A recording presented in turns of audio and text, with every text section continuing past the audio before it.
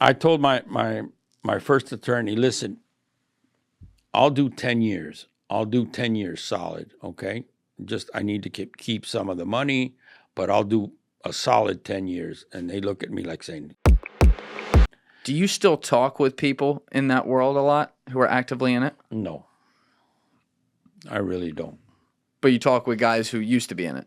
Yeah, that used to be in it, yes. And let me tell you, it's not because I was in it. No. The fact is that when all this started, it started with marijuana. Yeah. And that was very mellow. Yeah, easy. And then compared to what's happening now, even the cocaine days were mellower. Agreed. Even though you had the cocaine cowboys in Miami, that was taken care of really quick. But now it's just gotten so nasty, nastier all across the board. I mean, it's just getting worse and worse and worse. What's the solution? I don't know. Because legalization, it's possible, but it's very, very difficult. Absolutely. To pull this out. It's just too many vested interests that I don't even want to get into that. Yeah. So that's why this ball of wax is just getting bigger, and the synergy is getting bigger, and it's just getting nastier, and it's just, I truly believe it's getting worse and worse and worse. When it started, it was pot. People thought that was bad. Look at the shit that's going on now. Yeah, it's cultural though too. I mean, I grew up. My best friend since I was 4 years old is Greek, and he's a dual citizen, right? So he would live in Greece in the summers. There's no drinking age there.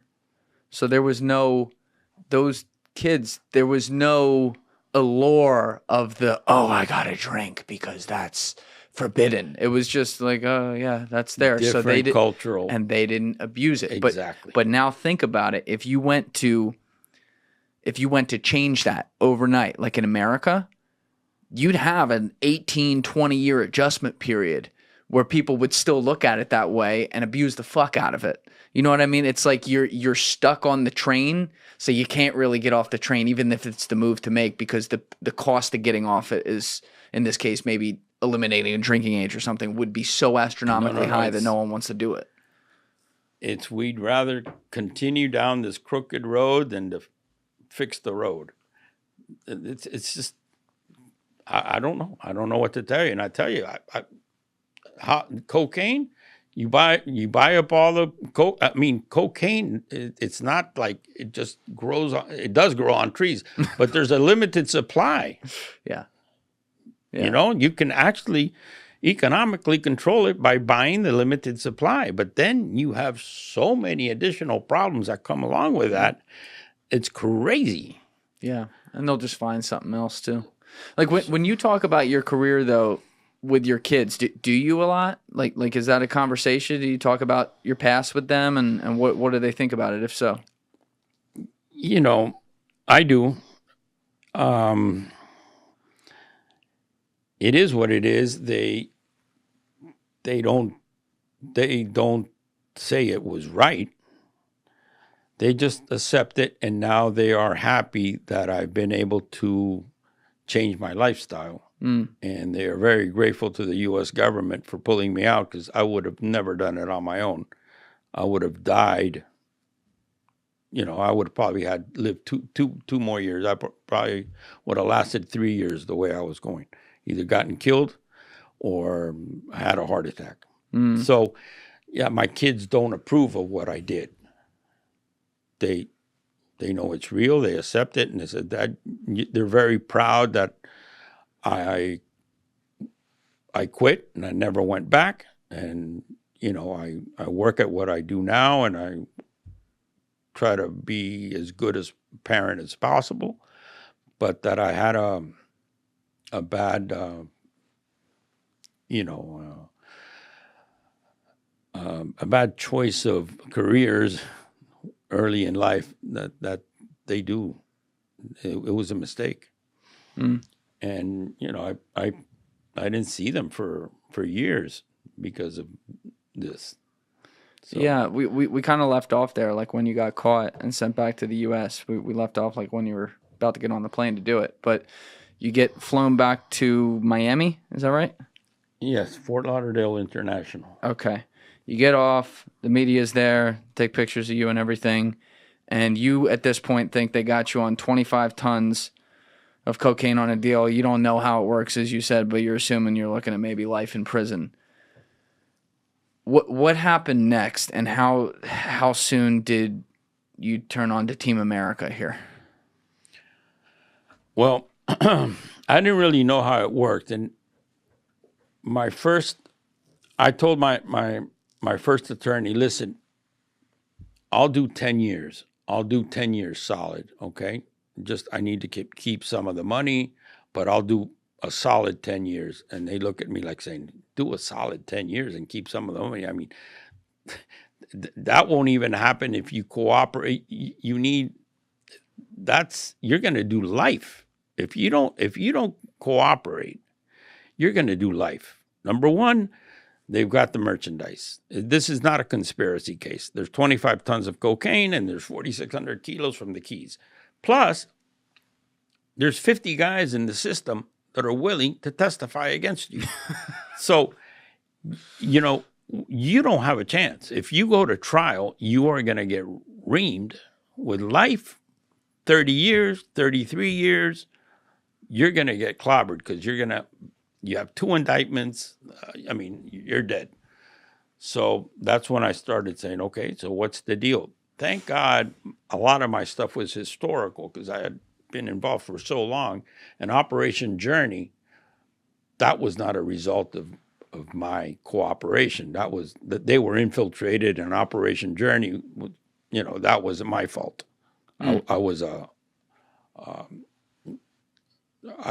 victim of Operation Journey.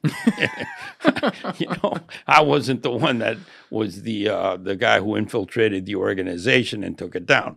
So a lot of my information was historical because a lot of years had gone by. But it was a no-brainer, and also it happened at a time.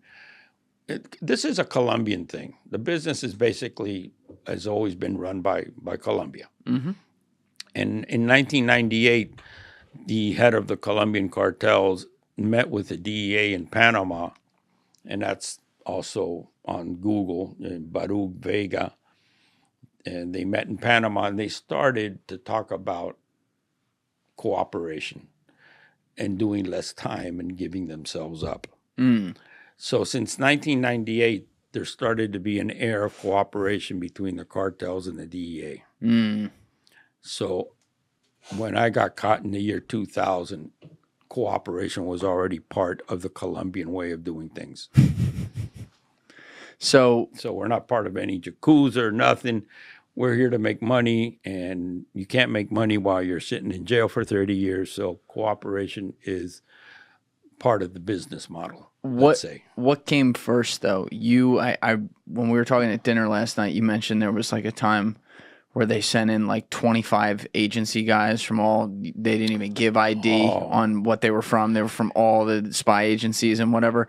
Does that happen after you've already agreed to do a deal, or is that a part of the contingent to see if they're going to do a deal? No, that's after you sign your proffer agreement. Okay. Yeah, and then they come in. The thing is that, we were taking this to the next level. Like, I was thinking of doing these fast boats to replace the freighters. But after the fast boats, I was already thinking, why the fucking fast boats? Why cross the Atlantic? Why don't we start growing this shit in Africa? And I'm serious. We had plans to start buying land and growing this in Africa. Can you imagine the cluster dealing with African warlords and arming them with this powerful money-making? This would have been a major cluster. You know what? Well, they do that like crazy today, right? There is an enormous trafficking ring that starts with Hezbollah, the group funded by Iran, the terror group, and they run. It's like a used car thing. They run used cars through the United States, launder them through South America. I think it's Mexico, but I'll just say South America in general, and send it through West Africa. And they like pack cocaine into these used cars and shit, and that's what funds Hezbollah. And they're working with the West African countries right there. Well, I know that West African countries, I mean, landing plane loads of cocaine in Guinea-Bissau. And that's been a route that's been used for years. Even when I was around, there was plane loads being sent to West Africa. Thank you for watching the video, guys. If you haven't already subscribed, please smash that subscribe button and check out this clip's full podcast episode by clicking here or in the description below.